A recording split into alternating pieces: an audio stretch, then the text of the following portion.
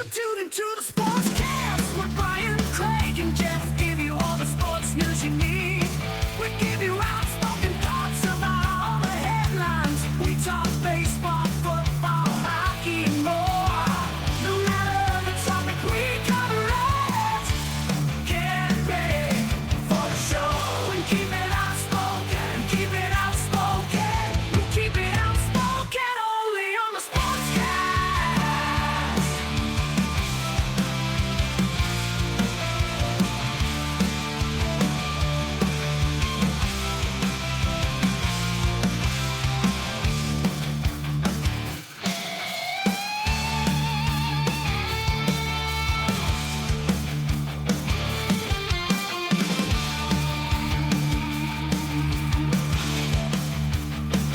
Tune into the Sportscast with Brian, Craig, and Jeff. Give you all the sports news you need.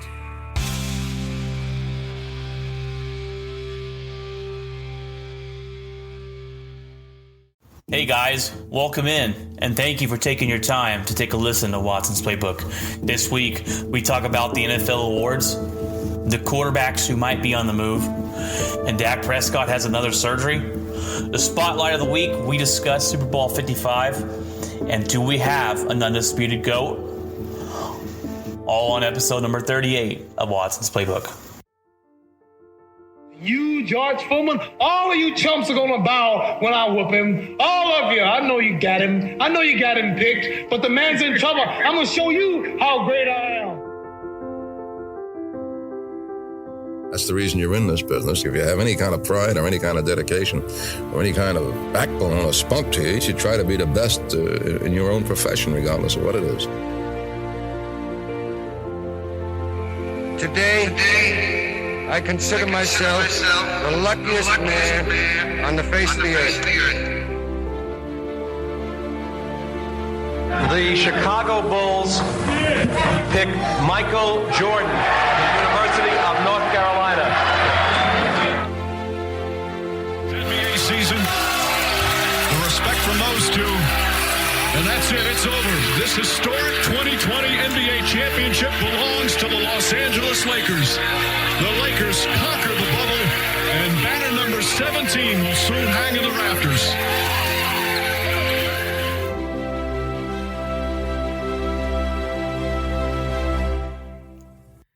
All right, guys, welcome in. It's episode 38 of Watson's Playbook. I'm Brian. We got Jeff on the line with us here. Jeff, how's your week so far? It's going pretty good. Weather's pretty chilly. It's getting colder. They're expecting at least record-setting winter weather for Valentine's Day. So it's going to be interesting. -7 here, possibly. And if the wind picks up, then it'll feel colder than that. But other than that, been doing pretty good. Work's good, going well. I have no complaints. Life's good right now. That's good. That's good. Yeah, it's very cold here. As you know, being in Texas, it gets below freezing, and chaos just takes over. You know, I went to work this morning, didn't know if we were going to work. I went to work. It was below freezing this morning. I get to my first stop, and they call us on the radio and say, "Hey guys, you need to bring it in. We're calling it." So we go, we brought all the trucks back, and we waited around till about 6 a.m. And they were like, "All right, go home. We're not working today." So it's been crazy. It's supposed to get worse. We got freezing rain in tonight. It's Sunday night into Monday. We got a 90% chance of snow and sleet. So, and then Wednesday is next week as well. It's pray for us in Texas, because we don't do good with cold, and we do not do well at all with ice. There was a 133 car pileup on 35 today. Pray for those families. There were 6 people at least that lost their lives today. Very sad situation. Thank goodness my job told us to go home. So it's going to be a crazy week for me with work next week and missing days, and I don't know. So it's going to be very, very, probably very stressful, but and long hours. But it's the high on Monday here, Jeff, is like 15 degrees in the lows and the threes, and it's just gonna be miserable, man. So pray for us Texans. I'm ready for that 90-degree, 100-degree heat, Jeff. I'll take it over the cold any day of the week. Man, it can't get cold enough for me. It was yesterday, or actually earlier today. My wife was like, "Oh, it's gonna be 0 degrees tomorrow." I'm like, Ugh. Awesome. I can't do it, man. I was like, I awesome. can't do it. No. I don't know what it is. I don't know if it's because as a kid, I just couldn't stand the heat. It just got to a point where I was like, man, this is, and then the first time I think I experienced like cold weather, really cold weather, was visiting my grandparents in Colorado. And I was like, this is it. This is like, I like this better than I like the hot. So yeah, man. See, and it's funny because me and Jeff, we go back to middle school. That's how long we've known each other and became really good friends. And Jeff would go to school when it's ice outside in shorts. That's the so Jeff has never been, bothered by the cold weather. And I usually am. I'll go in shorts with a big jacket on because my legs don't get cold. But unless it's really, really cold. But like today, I'm tired of the weather and tired of it affecting my job and just the safety and all in general. But I mean, like it's some places, some cold weather is like less intense than others.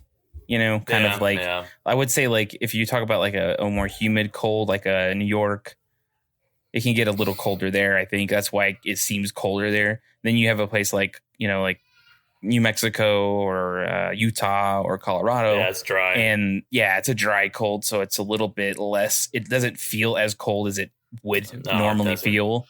So it's a little bit more bearable, I think, than it would be like if it was like Maine. Right. Yeah. Maine gets crazy. When we lived in Utah, the cold up there was nothing. I mean, it'd be 20 degrees and I'm outside in shorts and a shirt and no problem. But here in Texas, you can't do that. Your bones hurt. You ache like old people do when it rains or whatever. But all right, man, let's go ahead and jump into it. We got a pretty big show today. We got some headlines and everything else, but let's jump into those headlines real quick here. First of all, I do want to apologize. I have 4 kids. You will hear them in the background. I've said this on the podcast. If you're listening on the podcast, but since we're doing the video now, you're going to hear them scream and cry every now and then. So I just do want to apologize for that. All right, Jeff, let's jump into the headlines this week. This last week, the NFL awards came out, Jeff. And I'm going to run down the awards and let me, kind of go over who won them. And let's figure out if someone else should have won them in that position. So the Rookie of the Year came out, and that was Justin Herbert, picked up this year from Los Angeles Chargers. I still call them San Diego Chargers. They'll forever be that in my head. But he's a quarterback that came out of college, and they said that he wasn't going to be able to play right away. Well, he proved them wrong. Came in, played really, really well, made big throws, wasn't afraid of the NFL. I think that was the perfect pick for him, was Justin Herbert, because quarterbacks usually win a lot of these awards. My other pick would have been the rookie Justin Jefferson from the Minnesota Vikings, who put up 1,400 yards receiving in Minnesota. But the quarterback's usually going to beat them out. So Justin Herbert wins the Rookie of the Year.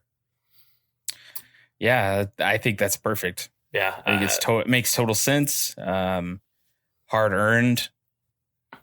I can't disagree with that at all. Period.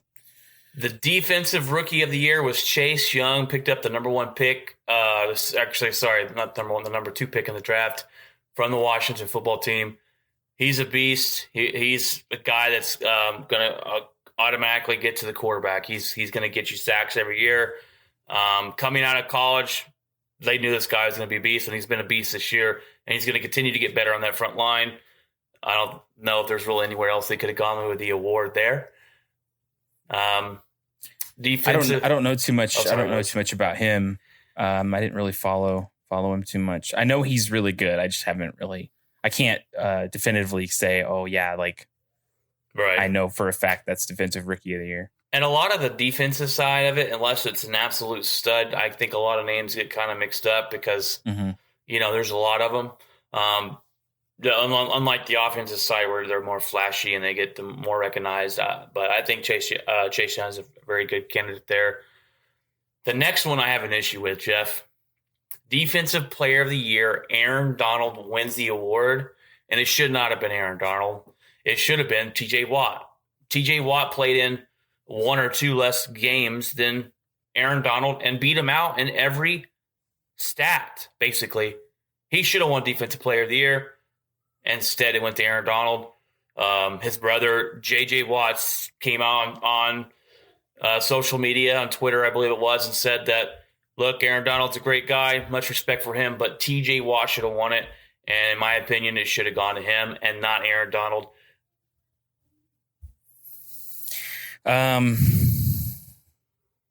It's hard. It's hard on this one because I know they're both really good. Who did TJ Watt or who did TJ Watt play for? Play for the Steelers. Okay. And he's a beast. Because him and his brother both, I know it's his brother's been in the league a lot longer. Yeah. I would agree with you on that one. I've heard a lot of good things about him. He's been a beast this year. He led the league in sacks. Like, if you look at the numbers, he beat Aaron Donald in almost every single category. Yeah.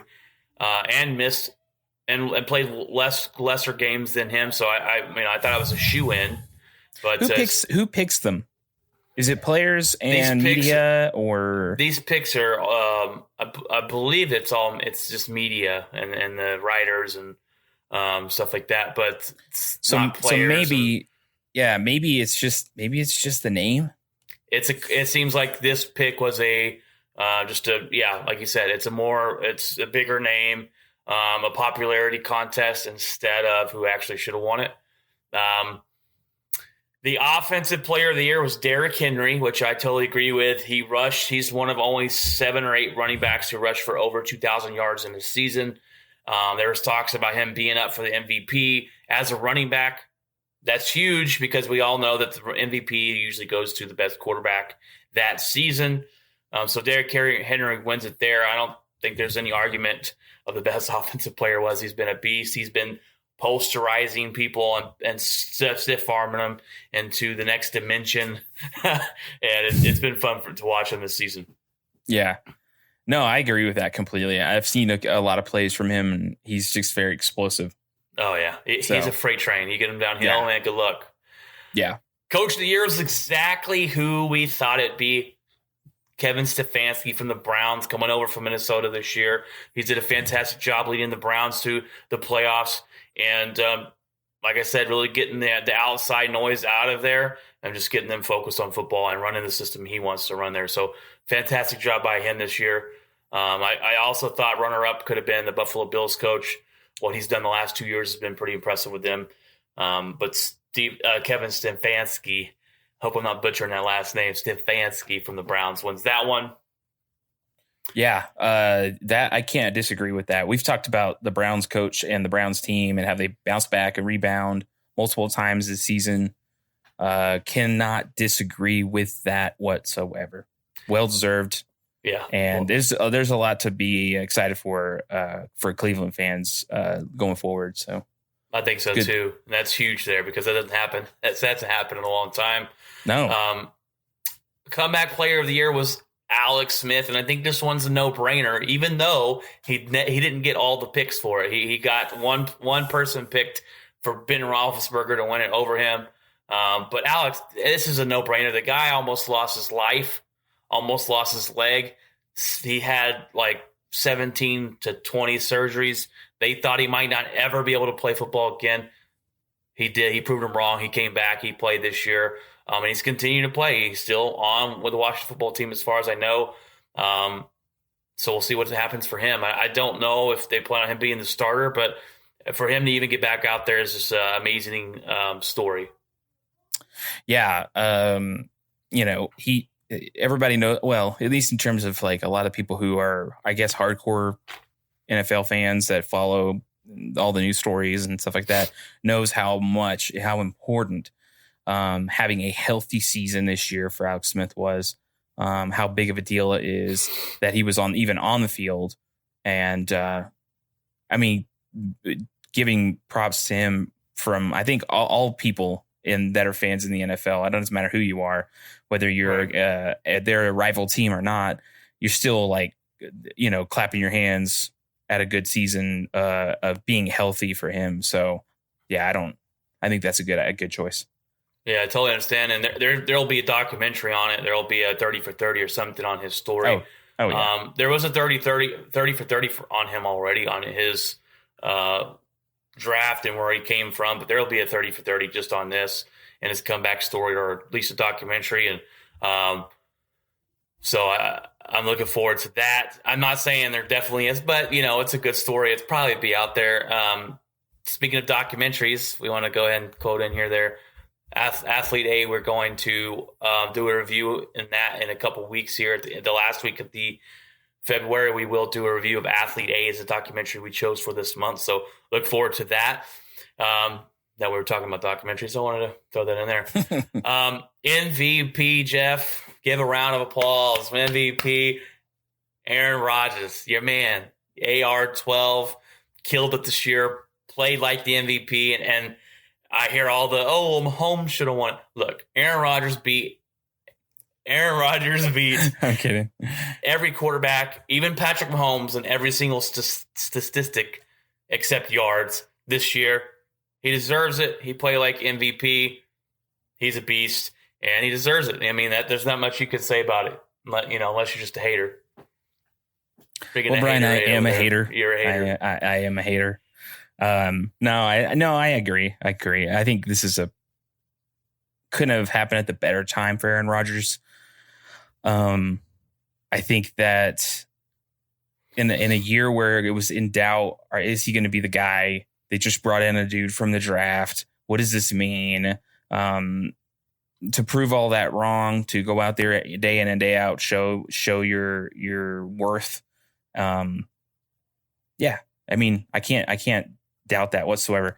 In terms of raw numbers, stat for stat, body of work for body of work. I mean, even if you're including, a lot of people would be like, what about Tom Brady? Well, I don't think statistically Tom Brady had a good year versus Aaron Rodgers. So if he's beating out all these people, there's no denying it. There's no denying it. Aaron Rodgers. You can't deny it. I do believe Patrick Mahomes is the best quarterback in the league, but this season, right, Aaron Rodgers played like the best quarterback. And he's turned back the clock. I don't know what it was, buying into LaFleur's system. Was it the drafting Jordan Love and kind of give him that kick in the butt?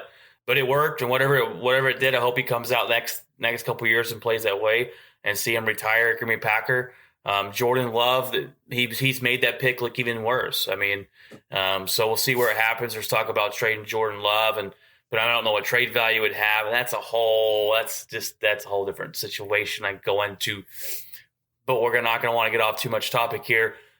Next is the Hall of Fame class came out. It's led by Peyton Manning, Megatron, Charles Woodson, John Lynch, and Drew Pearson, the original 88 from the Dallas Cowboys, get in. He's waited forever to get in. He deserves it. So some big names headlining. That's not all the names, but those are the headliners for this next class coming up. And I think all those guys are just named by far deserve to be in there. Charles Woodson's one of my favorite defensive players of all time. He's known for the Packers and the Raiders.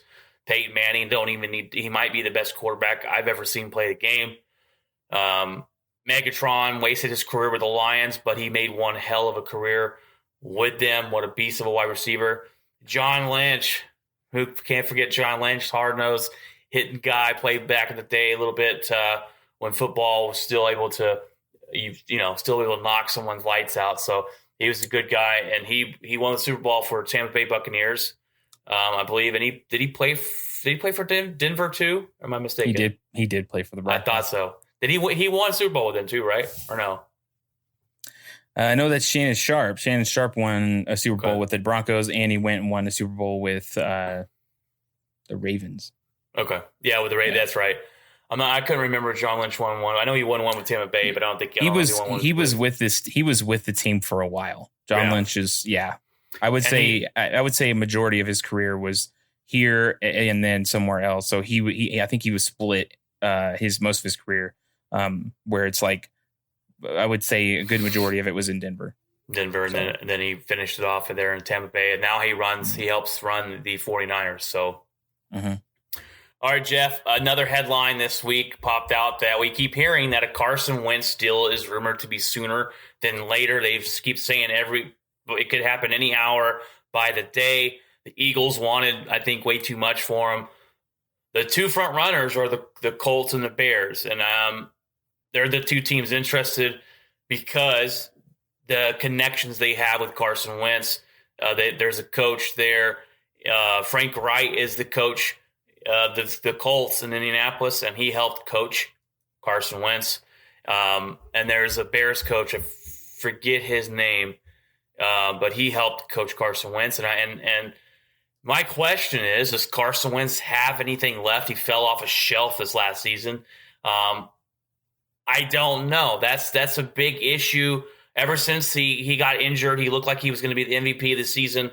2 years ago, he got injured. Foles stepped in, won the Super Bowl with the Eagles. And Carson Wentz hasn't looked the same. I don't know if it's because the offensive coordinator changed. I don't know what it was. But these two teams must feel like they can fix Carson Wentz if they're going to give up first-round pick and draft and other players. They must feel like they can fix this guy and turn him into what he used to be.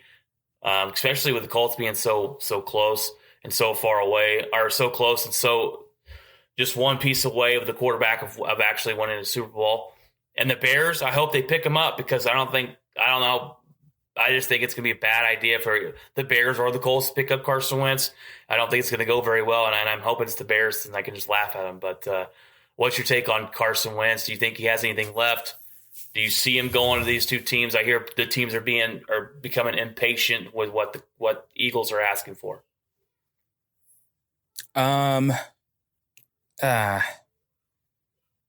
It's possible that I think he does get traded, but I do think it is take their sweet time. But eventually somebody will get desperate enough and just be like, we don't really care. Like, we need a quarterback. So, and then I think at some point the Eagles will get desperate because they're not going to start a season with him.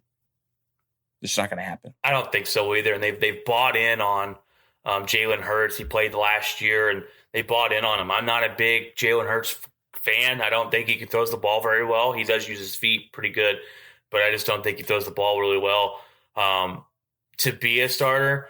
But they bought in on him. It's a lot changing there in Philly with getting rid of the head coach and doing those type of things. And the GM, did they get rid of the GM? I think they got rid of the GM too. And so they're kind of cleaning house and starting a whole new thing. So we'll see what happens.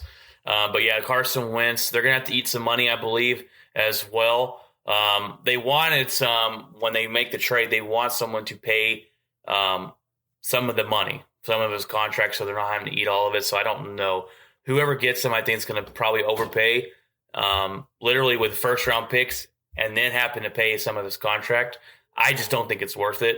And I'm going to laugh if it's the Chicago Bears because I hate the Bears. So, there's that. It's a wait and see. I don't think we're going to know anything anytime soon. Sorry, yeah. No, yeah, I mean, they keep saying it's going to happen every day, every hour. It could happen any minute, but I don't know. Maybe the deal they don't like. They're the Eagles. The other quarterback news is going to be a big story throughout the offseason. So the Houston Texans keep saying they have no intentions to trade Deshaun Watson and that they are invested in him, and they want him to know that. The rumors are that the players in the locker room have told Deshaun Watson, you don't owe us anything. Go ahead and get out of here. Don't be trapped in this organization. We are on your side. He wants out. The new GM says we have no intention to trade him. So somebody's going to fold here, Jeff. Somebody's got to fold. The Houston Texans probably will be it because Deshaun Watson he's going to have to prove it when it comes to showing up for training camp, showing up for the football games. He's going to have to sit out if the Houston Texans are refusing to trade him. Yeah.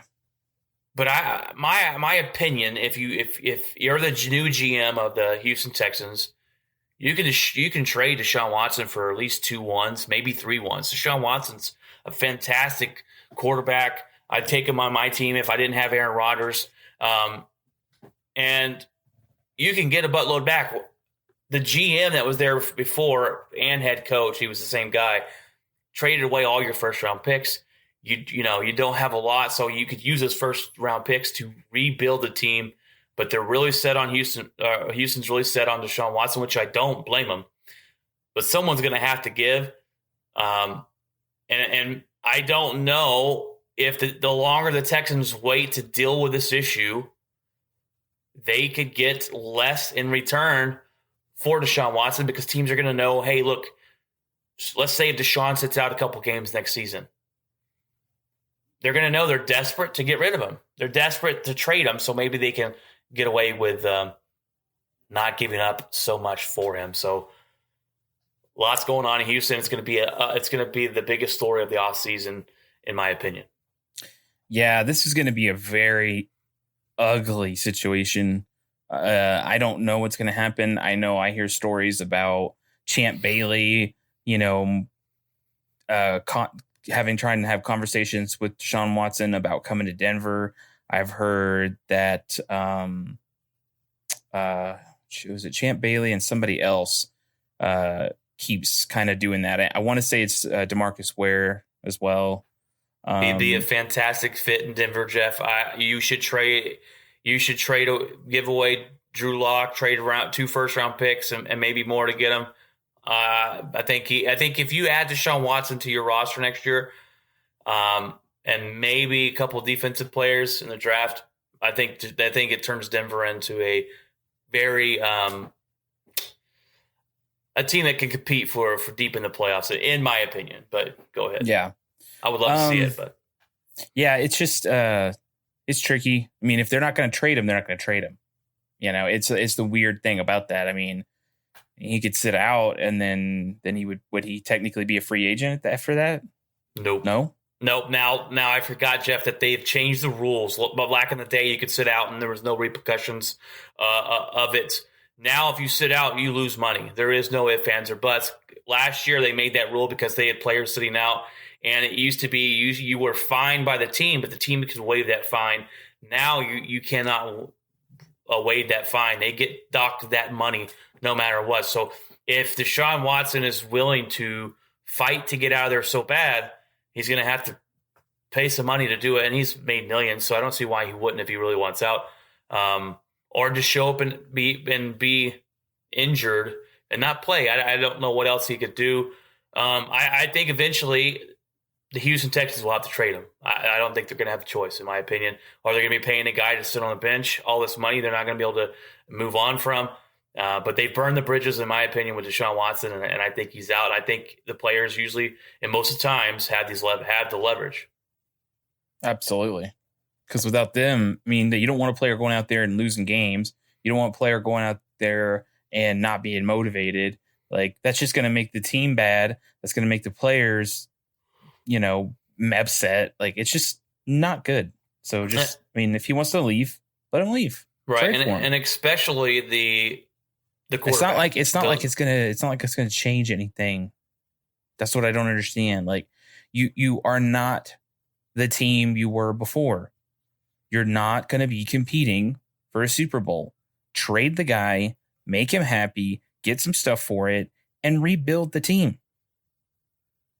I agree. But having a guy unhappy in a leadership role is not very good. So, no. And starting quarterback, it's not very good. I would trade him too. Like I said, if I was the GM, I'd say you don't want to be here. We'll start answering phone calls. The people that have called in, they said they're not trading him, and they've hung up the phone. So they are very adamant on not trading Deshaun Watson. And I get it, but at the same time, if you don't want to be there, you're going to have to move on eventually. News broke here in DFW, Jeff, and it broke on I believe the day of the Super Bowl, that Dak Prescott had a second surgery 2 months after his original surgery, after he fixed his broken ankle. Dak's agent claims it was a routine surgery to clean up his ankle, but if it was so routine, then why is it just now coming out? Seems a little shady in my opinion. The Cowboys organization has to be worried, in my opinion, to see they're worried, and they're gonna have to see how this ankle holds up. I think the smart thing for them to do is to franchise him one more year, see how the ankle holds up, and if he plays up to your standards, then you sign him to a big contract. Now you're gonna have to probably overpay to keep him, because after the second tag, he will be able to hit free agency, and he'll be the first quarterback, I believe, his age to hit free agency. A lot of people are going to be willing to pay. The Cowboys might have to overpay to keep him because they didn't get a deal done a couple of years ago, like most did, or most thought they should have. You're going to have to pay him at least $40 million, maybe 41, 42. It's going to really handicap the team. This could impact their decision. This agent, and then they haven't been able to get a deal done. There's a lot of speculation that Dak isn't happy and all this stuff, and the Dallas Cowboys didn't want to give the 4-year contract like Dak wanted, and it's been a big cluster in Dallas. Now you add this about a second surgery, and that it said I can't talk tonight. The agent said it was not anything to do with his broken ankle. It was something unrelated, and they were just kind of strengthening up his ankle. Now, Tom Brady, actually, news broke today that he is going to have surgery on his knee to clean it up. So they saying it's just a cleanup thing. It seems a little sketchy to me. But I guess we're going to have to wait and see when Dak comes out and plays this next year, how strong that ankle is. Can he, it is his plant ankle, his plant foot. Can he throw the ball with a mothership? Can he still run out of the pocket and use his legs? There's a lot of things that Dallas Cowboys are going to have to figure out if they want to do that. If they want to sign him for long term. And that's a big question mark, and that's going to be probably the second biggest story, if not the biggest, in this offseason, because it is the Dallas Cowboys, and everyone likes to over talk and overhype them. But I think, in terms of the Tom Brady thing, I think almost every player is injured by the time they get to the Super Bowl. Well, at 43 too. Yeah. Well, you got the age, but but I think in general, who's not hurt by then? I mean, it's a big grueling season. Sometimes teams have bye weeks real early, and then that's it. So by the time playoffs come around, you don't really have time to be like, oh, I'm hurt. So, yeah, in terms of Dak, which is really the biggest topic out of this, is just, man, it doesn't look good. It doesn't look good. Why was that thrown under the rug? Why did anyone not know about this until now? And the other thing that happened is that in the hype video for the preseason, which the Cowboys released, Dak Prescott was MIA. Yeah. Their media guy makes this hype video after the Super Bowl saying that this next season starts now, and the Cowboys, dumb enough, forget to put their star quarterback in this hype video. I have no words, Jeff. I had to laugh at that. They said it was just a mishap, and they're gonna, I don't know if they're gonna make another one. But first of all, Dak, does he think it's disrespectful? I mean, his brother is big at talking on social media and not really liking the Cowboys.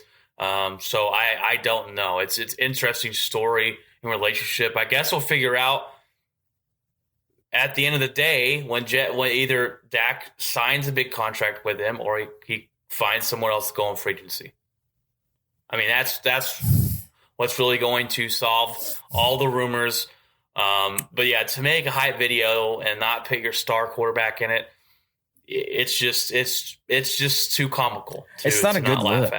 No, it's not a good look. No, it's not. It looks bad. The news media covered it. It's a story now, and it's a story that you're going to have to. Jerry Jones is going to have to come out and talk about. and address and squash or not squash and ignore like it doesn't exist. And even though it's a hype video that is produced by the team, someone combed through all that stuff and edited all of that.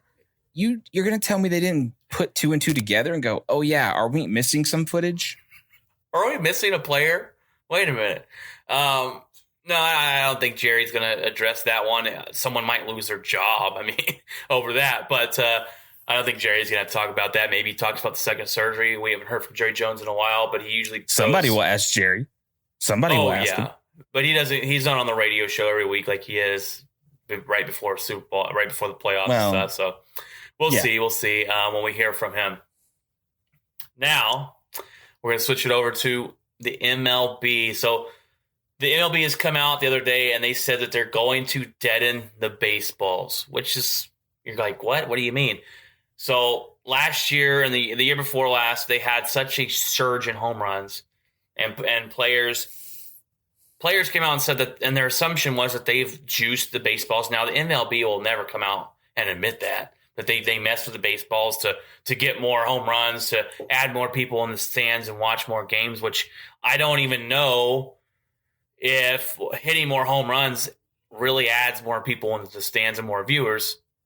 But they're going to deaden it, which this kind of proves that they juiced them or did something to change them to get the ball to fly further. They say that this deadening the baseball will make it not like it will be me drop in 2 to 3 feet less than it would if they kept the ball the same. It's really interesting. They were talking about the other day, and that was the thing. They were like, is home runs what keeps people in the seats? Or, because usually if you have more home runs, you probably have a lot more strikeouts because you have more people trying to swing for the fences, and you're not putting the ball in play a lot. And I think that's what's changed in baseball, and the analytics, I think, have worked against baseball as far as getting more views.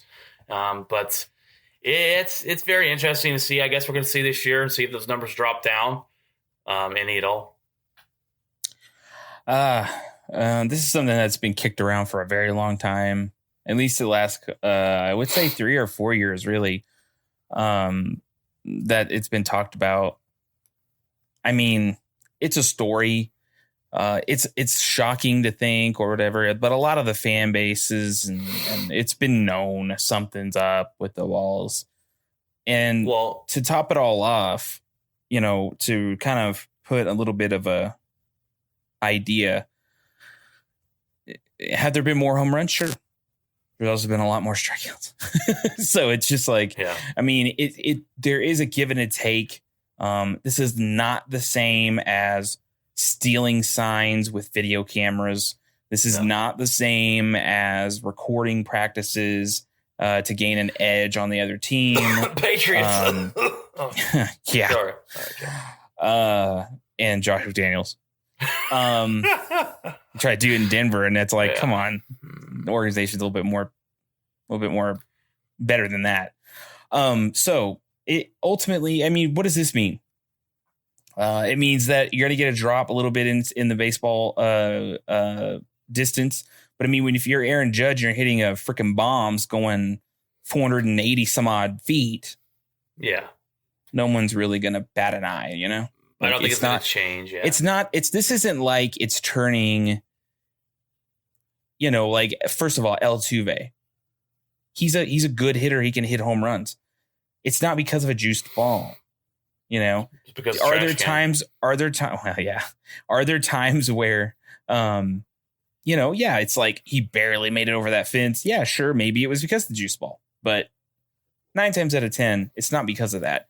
This isn't like the home run era back in the 90s where it was like Sammy Sosa and Mark McGwire, and they were both just bombed. 60 some odd home runs in a season. That's crazy. That's different. That happened because of steroids. That didn't happen because of juiced balls. Trust me, because if it was juiced balls, then we'd know about it.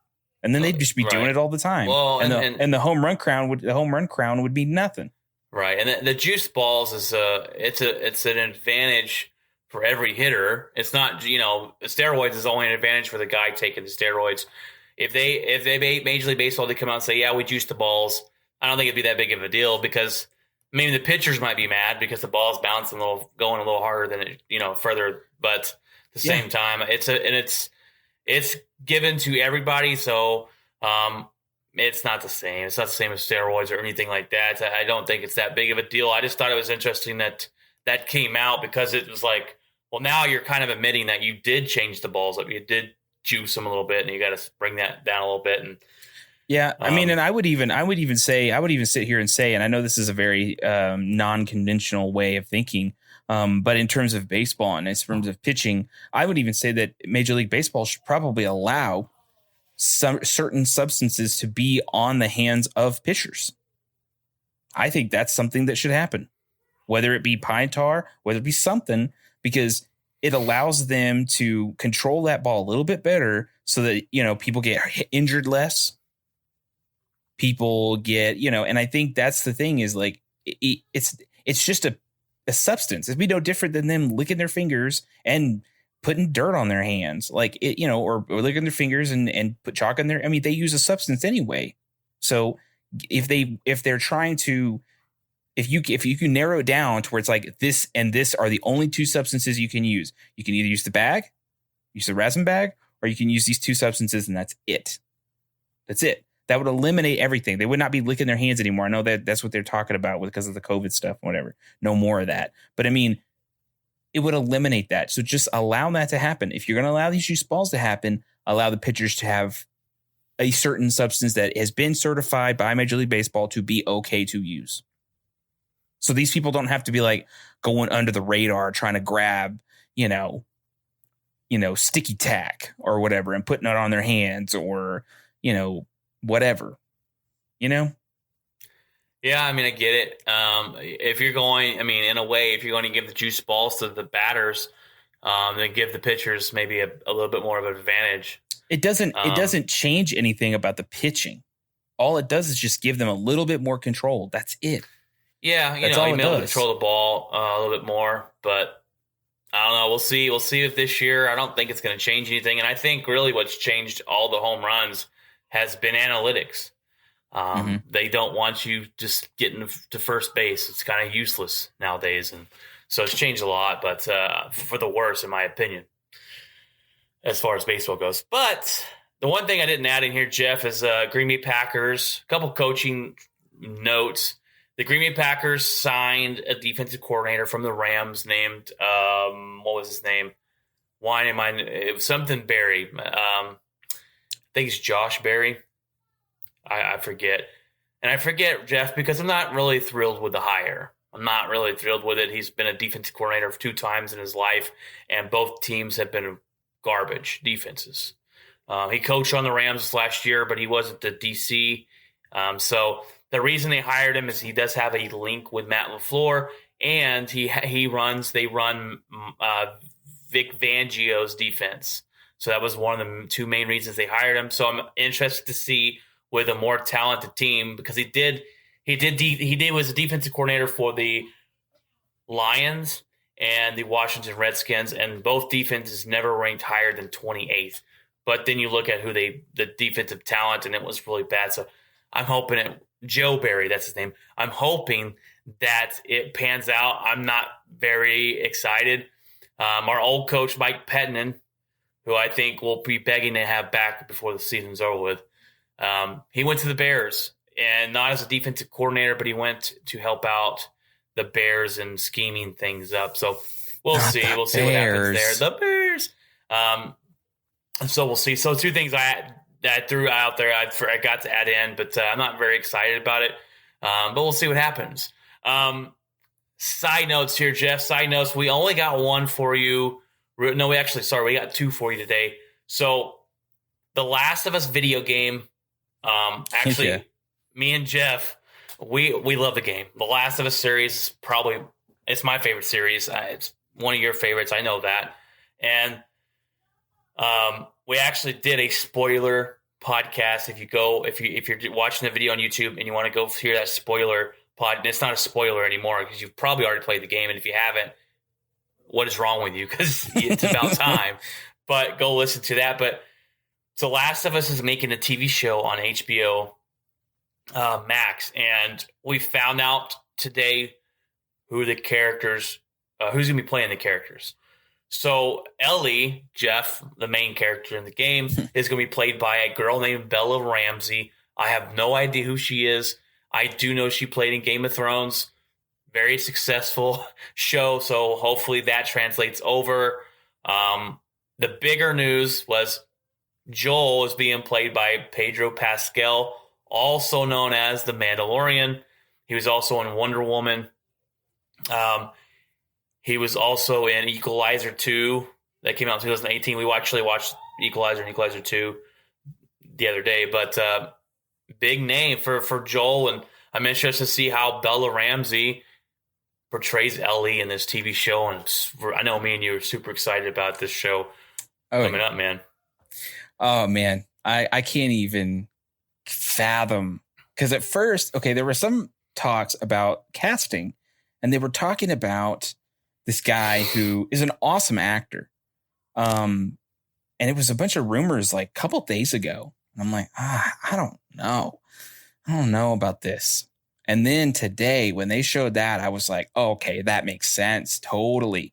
These two make sense. A lot of people are like, why is it this girl? This girl had a very small role in Game of Thrones. She's not very well known. I like that about her. The cool part about Game of Thrones and this character is that she played a freaking bad A.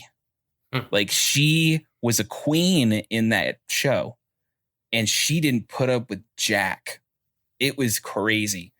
And, I'm not going to spoil anything about what happens. There is a scene at the end, the last 2 or 3 episodes of the season. There's a big war that goes on, and she goes out like a freaking boss, dude. It's ridiculous. So I have never seen Game of Thrones. Oh, okay.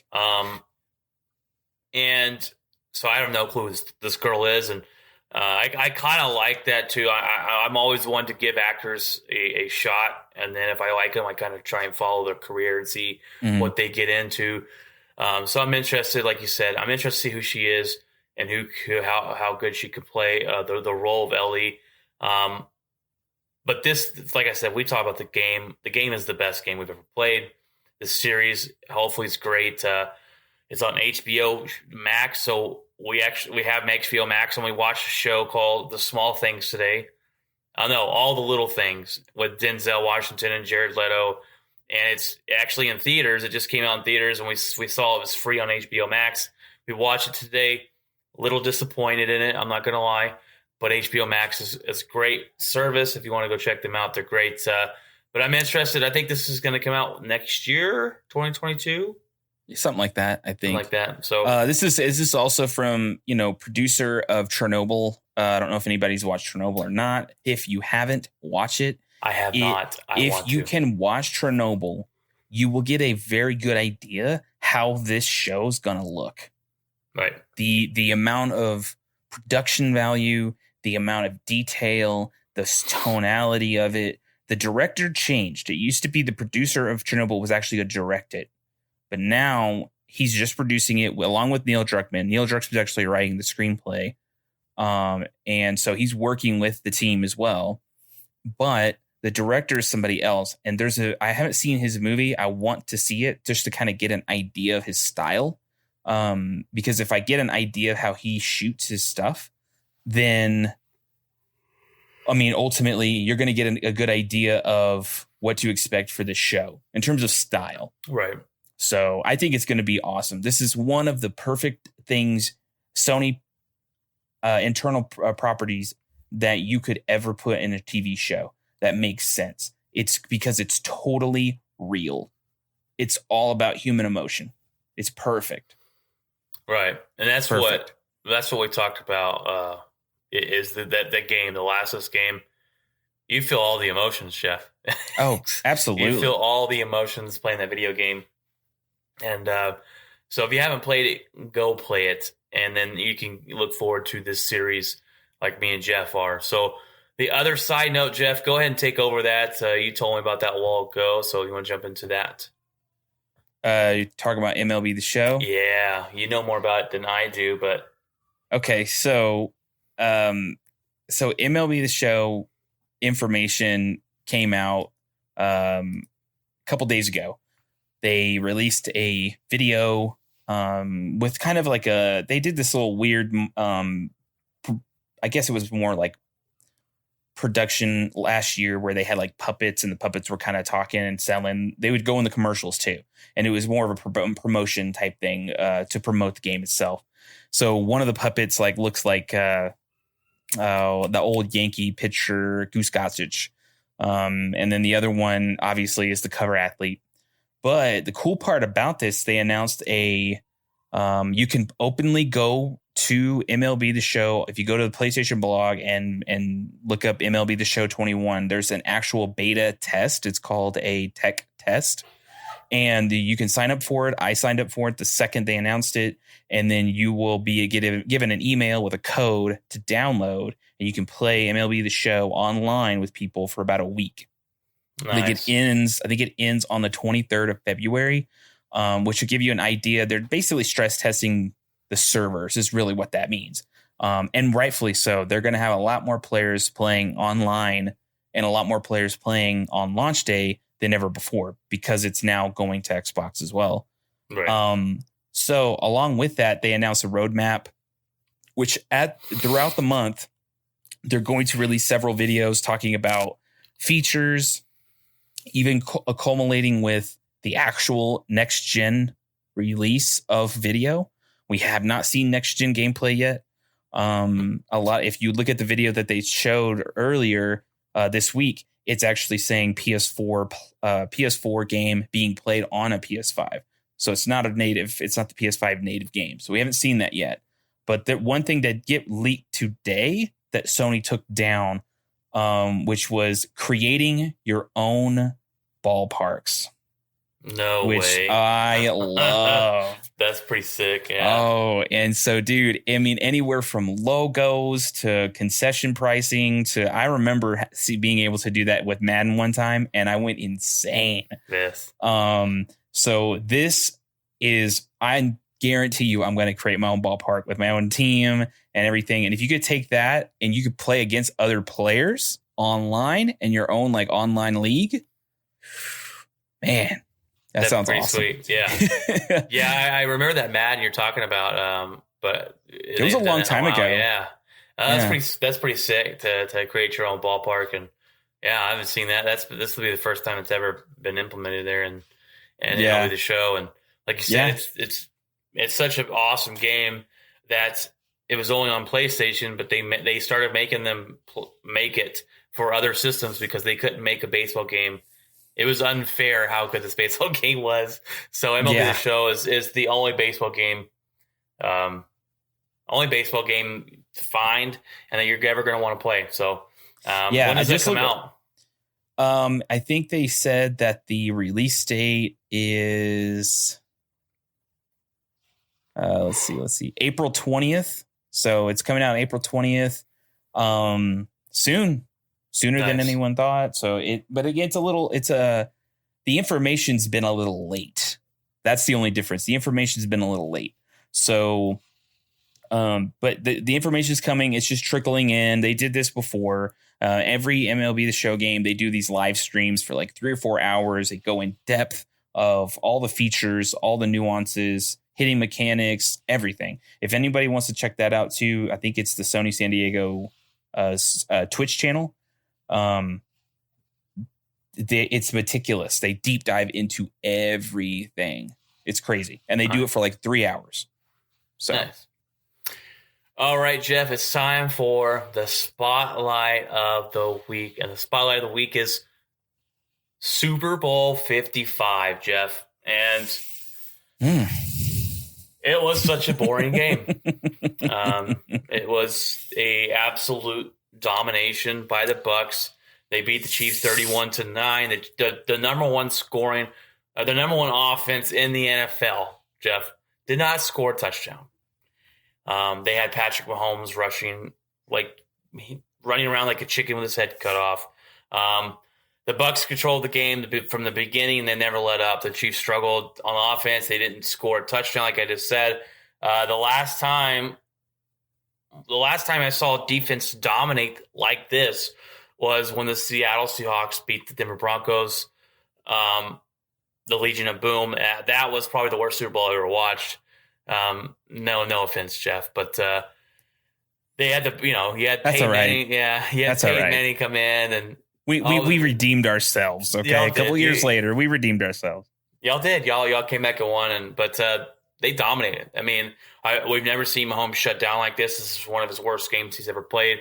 This is, Jeff, the first game in his entire life, Patrick Mahomes' life, that they lost by double digits.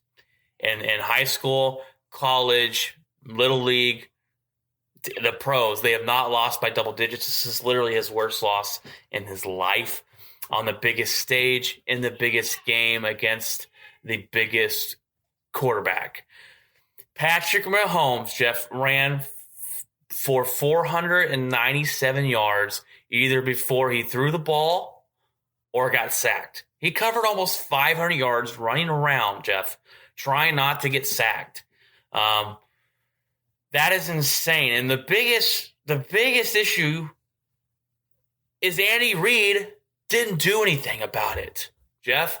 Andy Reid did not do a daggum thing about it. They didn't keep running back in there to help block. They didn't bring in 2 tight ends to help block. They were playing with backup tackles, and it showed all game long. No in-game adjustment, no halftime adjustments, no help for Patrick Mahomes. And he was hurt. We know he was hurt. He's having surgery this offseason. He had it. There you go. Wednesday this last week for his toes, and he was hurt. I just don't get it, Jeff. Andy Reid is a really great coach. He's been fantastic. He makes these adjustments in games. What's the excuse of not changing your offensive scheme around? Look, the first time that the Chiefs... the GOAT. The GOAT. It's the GOAT. The Chiefs, we'll get to that in a second. The Chiefs... Sorry, I lost my train of thought there. The Chiefs beat the Bucs earlier in the season. Tyreek Hill had over 200 and something receiving yards. Where was the halftime adjustments? Where was the adjustments for Andy Reid? And you look on the other side of this, Jeff. The Bucs defensive coordinator Todd Bowles says Tyreek Hill ain't beating us again, and he shut him down. They Kelsey didn't look that great. They killed Patrick Mahomes all day. Receivers were dropping passes. It was just too much, man. That defense is just too much. That Brady said out there he only threw for 200 yards and won the MVP. He had 3 touchdowns. His jersey looked really clean at the end of the game, Jeff. Really, really clean. It's just, yeah, I don't know. I thought, for example, I thought this was going to be a closer game than it really was. And when I looked, because I didn't watch the whole thing. I just didn't watch the whole thing because I was like, I don't know. I just don't know if I want to deal with watching it because I don't really care. Seriously, it had no dog wasn't in the fight, man. Yeah, I didn't care. Like if it was anybody else against Tom Brady, then I would have gone and been like, yeah, I'm going to watch to see what happens. If it was any other person besides at the opposite end that wasn't Tom Brady against Mahomes, I would have been like, yeah, I'm going to watch. But this was 2 teams that I was like, I don't know. Well, yeah, I watched it till after half, and then the Patrick Mahomes threw an interception, and they went up. It was 28-9 at that point, and I ended up going to bed. So before this game, there was a lot of talk about Patrick Mahomes' legacy, and I honestly don't know why. Can he reach Tom Brady if he loses to Tom Brady this year or in the Super Bowl? No, never. His career's over. Look, Jeff. He is the best quarterback in the game today. Now, Aaron Rodgers did play better in this year, but Patrick Mahomes, skill-wise, he's the best quarterback in the league. He has a ring already, all right? He will be in the Hall of Fame. It's already going to happen. To ask the question about him reaching Brady is ridiculous, all right? We cannot measure any quarterback up to that measurement of 7 Super Bowls because we won't ever see it again, all right? We're never going to see a quarterback win 7 Super Bowls ever again. We're not going to see a quarterback get to 10 Super Bowls ever again. It's just not going to happen, in my opinion. And Patrick Mahomes would be the only one that could get there, in my opinion, if it was to get there. Now, Jeff, this episode is labeled the Undisputed GOAT for a reason. And for the longest time, look, I'm not a Tom Brady fan whatsoever. All right, I don't like him. His cheating up in the Patriots. I'm just not a big Tom Brady fan, Jeff. Just not am. I respect the hell out of him, but I don't like him. That being said, Jeff, Tom Brady is the undisputed GOAT of the NFL. There is no debate or argument, in my opinion. There's 7 Super 7. He's been to 10. He's won 7. Now, he's won 7 in the toughest sport at the most important and difficult position. What he has done will never be duplicated. All right. 10 Super Bowl trips. And if it wasn't for the Giants' amazing catches and the Eagles' backup quarterback in Nick Foles, who threw for over, who beat Brady, Brady threw for over 500 yards in the Super Bowl, Brady might just have 10 rings, Jeff. Brady's coming back next season. We could see 11 Super Bowl appearances. I hate to say it. I wish he would retire. He's not going to. He's the undisputed GOAT, Jeff. There is no ifs, ands, or buts. You can say all you want. 7 Super Bowls, 10 trips. You just got to give in, and you got to give him his respect. And I respect the hell out of him. But I don't have to like him. I don't have to like it, Jeff. But I respect it. All right. Well, I don't respect. No, I'm kidding. I do. I can't deny it. I mean, he did it again as much as everybody. Because, I mean, okay, I'll even say this. I didn't even know. I had no clue how many people did not really like Michael Jordan. I didn't. There were people who didn't like Michael Jordan because he won. Well, I think eventually, people get tired okay. of it. Well, the same thing happened to Kobe. I mean, the same thing happened to Kobe. People booed him because he was winning and he was on the Lakers. And it was like, here we go, And they did the same thing with also the same thing. People would boo the Yankees every time they went in town just because who they were. Because of the success of the franchise, because of how well they were ran. And I think my opinion is Tom Brady put himself in the perfect position when he left New England. The perfect position, and he was paired up with the perfect coach in New England. This guy is the ultimate lucky player in the world. It's insane. Yeah. It's insane. Perfect coaching, perfect position in New England.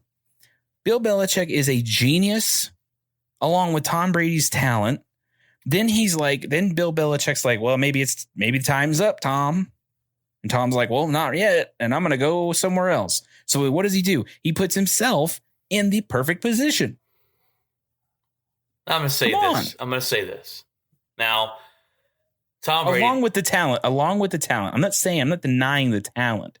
I'm saying he put himself in the perfect position. It would be no different than if Dak Prescott said, I'm done with the Cowboys. I'm going to New England. I mean, Dak Prescott would put himself in a good position. Paired himself with a good coach. With the best head coach, yes. Yeah. Now, the talent-wise, it's probably a little on the offensive side of the ball less of a good coach. You can overcome that. But if you have somebody like Dak Prescott, he would figure it out. Yeah. You're going to tell me that Bill Belichick wouldn't figure it out? Dak Prescott is a better quarterback than freaking what they had last year. Oh, yeah. Cam Newton is done in the NFL. It's interesting. Tom Brady came into. Look, Tom Brady was almost the last pick in the draft. He was way down there. So Bill Belichick kind of helped him turn him into something that no one thought he could be. So that's Bill Belichick. They worked really good together. Tom Brady became a very efficient quarterback over the time with the Patriots. Then he left and he went to Tampa Bay. And everyone's like, well, Tampa Bay was 7-9 last year. Tom Brady is so good. They won the Super Bowl this year. No. Look, first of all, they have an amazing defense. Okay. Second of all, it wasn't just they switched quarterbacks. They brought in Gronk. They brought in Antonio Brown, who only came there. Those two only came there because of Tom Brady. They have Mike Evans, Chris Godwin. That's the best wide receiver crew in the league. Talent-wise, in my opinion, maybe the Dallas Cowboys with Dak come pretty close to that, but it wasn't just Tom. But Tom does bring, Jeff, the winning culture. He brings that higher standard that he holds his players to. And that's big in the NFL. He brings in that locker room, and he's a big leader, and he brings that in. He's just the GOAT. There is no denying it. I can't say it. Now, you look at other quarterbacks physically and talented and arm strength and everything else. You look at that, give me Mahomes or give me Aaron Rodgers. You're comparing the talents that they have. Aaron Rodgers can run better than Tom Brady. Aaron Rodgers has a better arm than Tom Brady. Aaron Rodgers is very more accurate, in my opinion, than Tom Brady. All sorts of things. Athletic-wise, that Tom Brady isn't that other quarterbacks are. But Tom Brady gets the job done when it counts. Tom Brady brings that leadership. He brings that winning mentality. And he's done it for years. And you just got to respect him. And I would think when you talk about, Jeff, about people hating other people or hating great players, as in Michael Jordan or Tom Brady, a lot of me is Tom. I don't like Tom Brady because character issues or cheating up in New England. Right. New England was caught cheating twice. Right. All right. Right. That leads a little bit. Michael Jordan was hated probably because of winning. You do, like, even if Patrick Mahomes, a guy that's very likable, if they go on and win 8 Super Bowls, people are going to get tired of it. But Michael Jordan had his own issues. A lot of people of his own race didn't like that he wouldn't speak out on politics and certain situations. There's that. So he has his own little different things that people nitpicky things. But when you're looking at just a sport topic, you've got to respect the greatness of what they did. Right. And Tom Brady and Michael Jordan, and the Yankees organization that you brought up is just they've done things the right way. Well, Michael Jordan and the Yankees organization, Tom Brady did cheat, but it's that fine line, and people are going to sports hate on whoever they want for different reasons. And like I said, I didn't like the Yankees back in the day because they bought a bunch of people and they were always winning and kicking my team out of the playoffs, and I just hated them for it. But that's just the truth, and I'm a realistic fan to understand that. So Tom Brady, got to respect it. Somewhat they bought. There was the internal players that they did bring in under their wing: Derek Jeter, Mariano Rivera, Jorge Posada. We're not here to talk about the dadgum Yankees. No, but people are going to hate who they want to hate. If you want to hate Tom Brady, that's fine. I have no problem with it. I see, like, an example of this would be I absolutely liked LeBron James. I was like, man, this guy's awesome. Like, he's a great to watch. He's taken this team that just no one cared about and, propelling them to greatness. This is amazing. And then the decision happened. Mm-hmm. And then I was like, I don't know about this. And it's the way he handled that situation. It's the way he went to Miami and he was like, we're going to win 20 championships. And I'm like, what? Who are you? And why are you acting this way? And so that's when I was like, man, I don't like this player. I don't like that. Yeah, you'll find different. Yeah. Oh no, it wasn't because he was so good. It wasn't because he was so good. Yeah. They could have won freaking 5 championships for all I care. I thought he was a great player, and he is a great player, but I thought his personality was like, man, he's really, really trying to bring this team that just no one cared about to ultimate status, It's weird, Jeff, because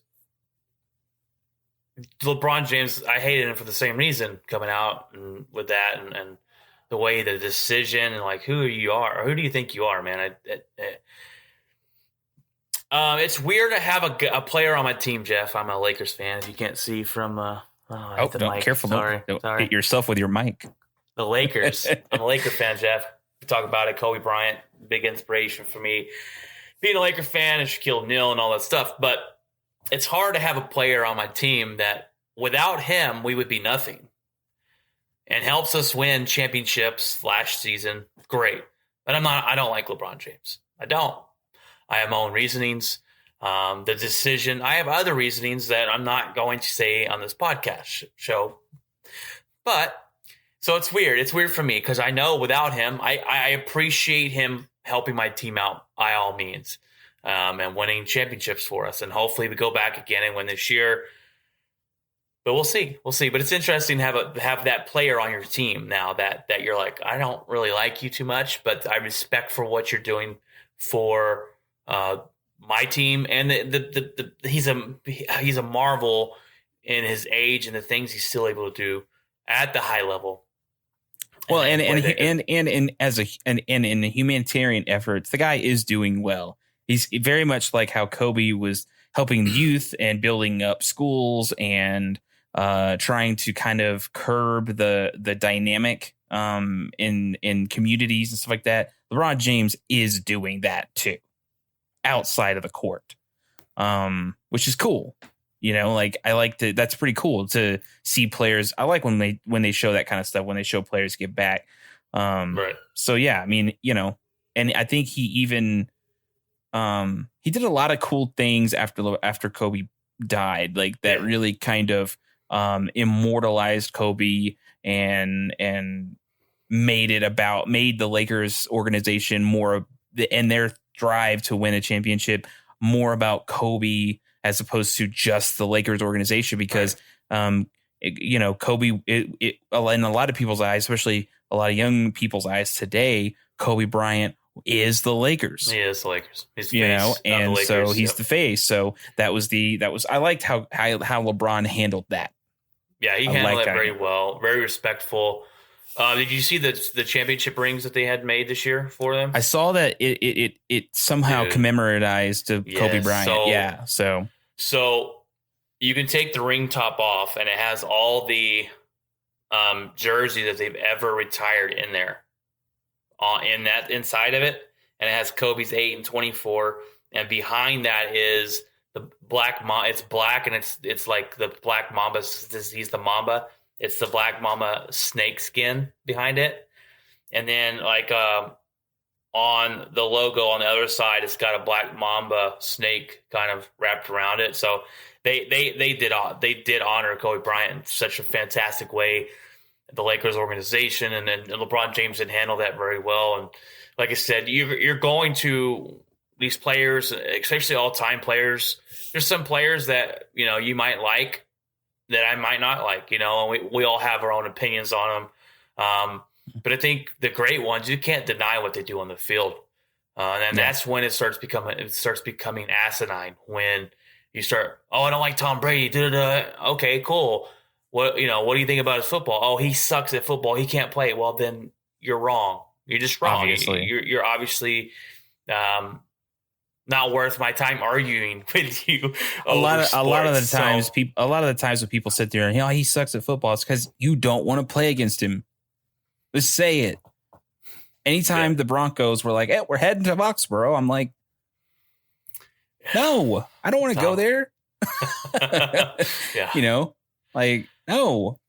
Yeah, that was just, you didn't want to go there. You want to go there and play them because you knew what was going to happen. You knew the possibility that you were going to lose that game. You usually chalk that as a loss every year. And that's why when the Broncos when they won in Super Bowl 50, I was like, man, so glad we were number 1 seed. I did not want to have to go to New England.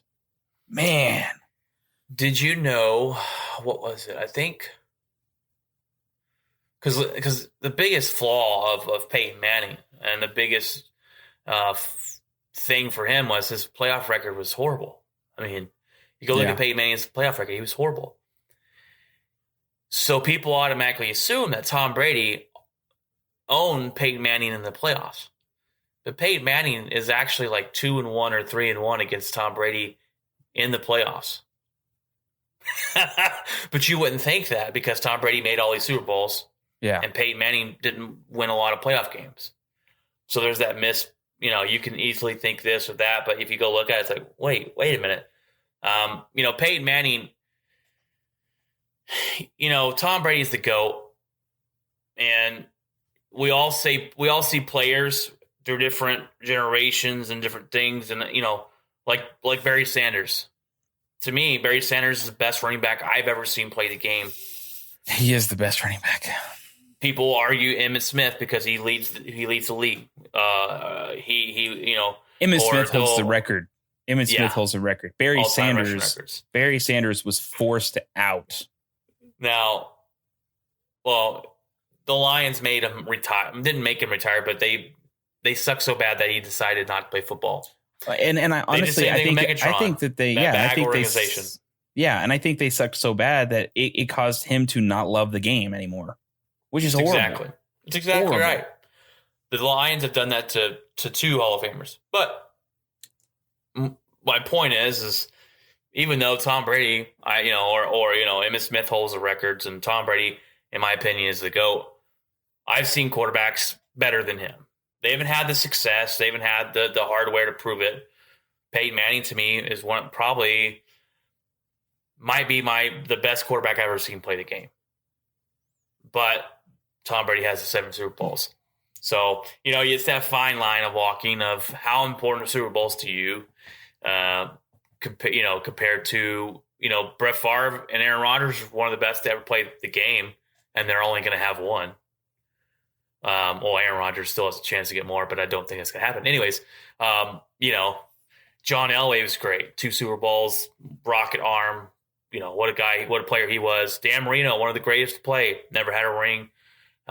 So it's interesting to have these conversations with other fans and other people about who do you think is the greatest. Eli Manning, the most overrated quarterback. That's going to be a Hall of Famer. Well, second most probably behind Joe Namath. But Eli Manning, lucky he got on a lucky streak with a good defense. They beat Tom Brady twice in the Super Bowl. He has 2 Super Bowls. But go look at his numbers. They're not good. They're not. He's had years where he's thrown 16 interceptions. That's not good at all. You can't. No one ever considered Eli Manning to be an elite quarterback ever. But he's going to make the Hall of Fame. So it's interesting talk and debate that won't ever be settled. But I think Tom Brady right now is the GOAT, and there's no. If someone says Tom Brady is the best quarterback, you can't argue with that. I can't come back and go, well, if you look at this, no, there's no argument with that. You can have an argument over number 2, but I just don't think. I do think we have an undisputed GOAT in the NFL, and I think we have an undisputed GOAT in the NBA, and I think it's Michael Jordan. But I would say, in terms of football, I think that Tom Brady's he is kind of like that Michael Jordan figure because he's obviously been marketed.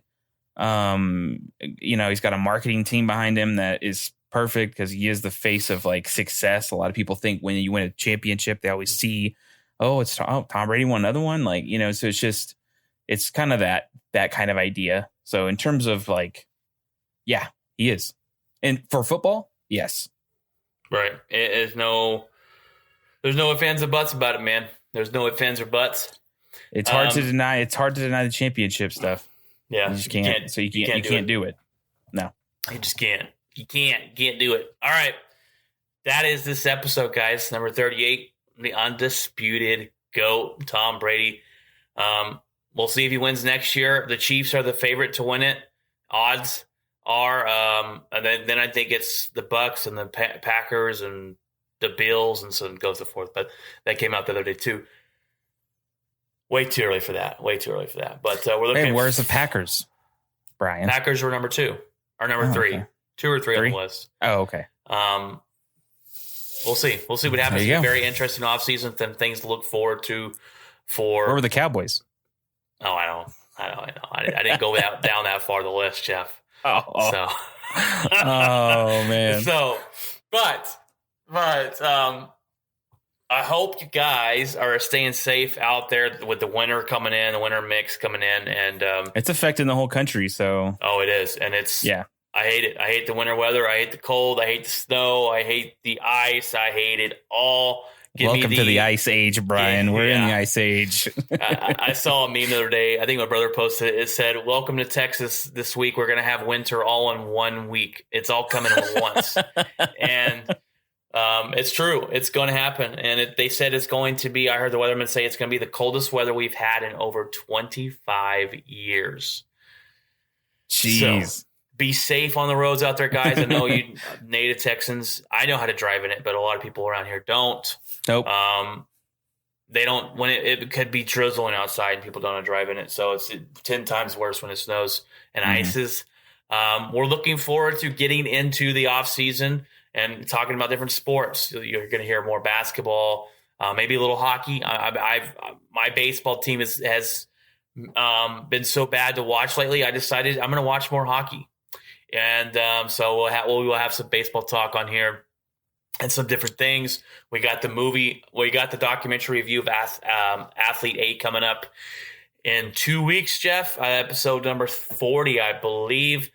So look forward to that. So we got lots of things happening. If you want to jump we're gonna try some live streams.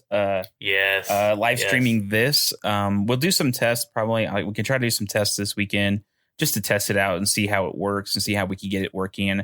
But look forward to that. If we do start doing that, I can, at the click of a button, live stream to Twitch, Facebook, and Twitter all in one fell swoop.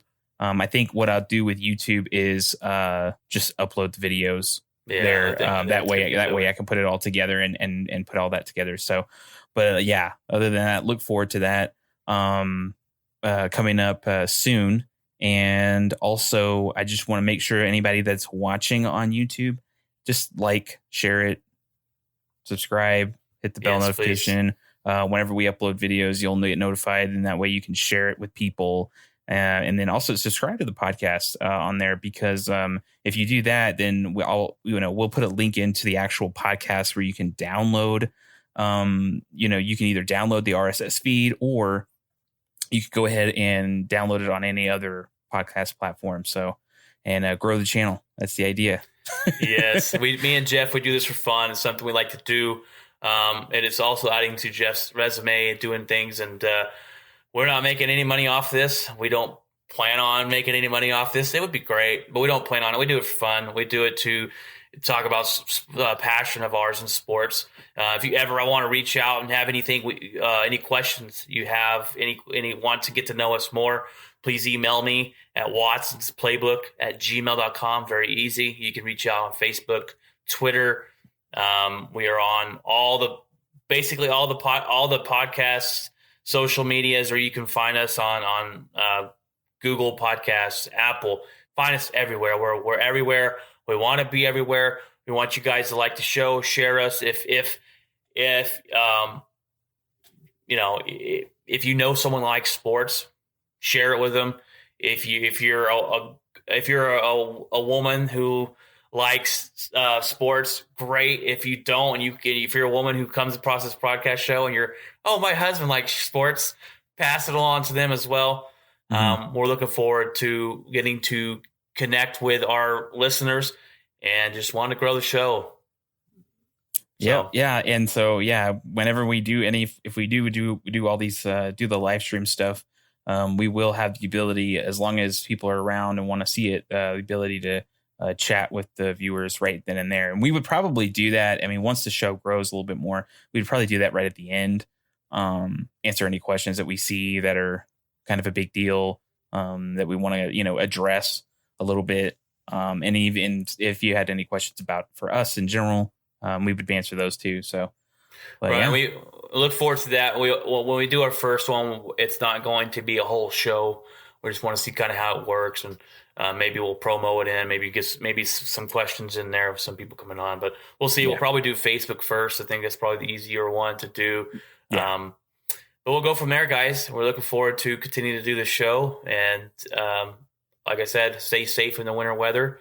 Jeff, thanks again, man, for jumping on me this week. Yeah, no problem. We're a little late this week, but yeah, life happens. Life happens. It does happen. So we usually have them out, the podcast out on Wednesdays, and this video podcast out. When do you think each week this will be out? I can try to get it done. I can try to get it done today. I know I can get the audio done today for sure, but I can try to get the video uploaded. Sometimes it takes a while for YouTube to upload, so I go and do it, and it's like washing quicksand. Not quicksand. That's fast. It's like watching ice melt. It's just like okay. So yeah, and I try to make the file size a little smaller, but I'm still new to it. So, but yeah, I can try to get the video up today. I know the audio I will get out today. Awesome, man. Well, I appreciate all you do. Jeff is our editor of the show, so he edits all the audio and puts all the YouTube videos in, and I guess I produce the shows and I come up with the topics and different things. So that's how we run it here. And we're grateful for any listeners we have. Go check us out on the podcast. That way, if you can download it and listen to it later, you don't have to stare at a screen and watch us podcast it. You can listen any way you want to. But thanks again, Jeff, and we will jump on here next week or maybe this weekend with the live stream. But we will definitely be back next week, and we'll get to talk another sports. All right. Take care, everybody. Take care, guys.